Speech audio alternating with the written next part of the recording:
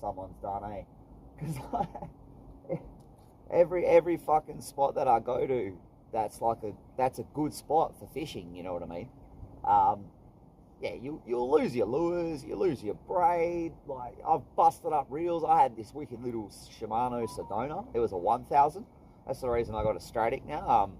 But I had this little Sedona, a 1000, and it was fucking sick, man. But so many snags, bro. So many snags.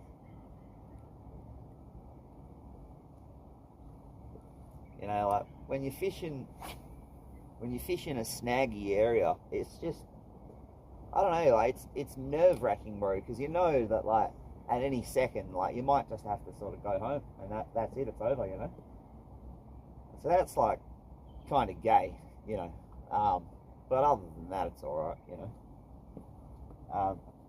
But there's definitely flatties here right now. I know that. Yeah, I've been catching them for the past week, about a week now. Been getting good size flatties here, eh? Yeah.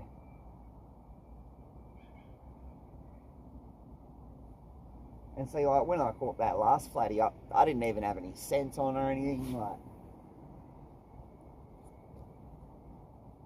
Like none of that shit. Wasn't doing any fancy hops or retrieves or long pauses, or like I wasn't doing anything special. I was just winding it slowly, you know, maybe leaving it once and every now and again, just leave it a bit. But yeah, man, I think we're on, boys. I think we're on a flatty. It's got that net there. He's swimming in towards me.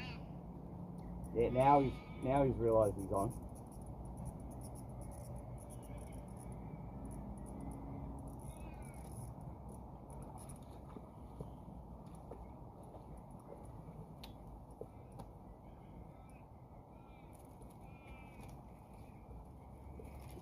How's it going, man? All good, yeah? Yeah, good, thanks. Hey, got another flatty. So that's good.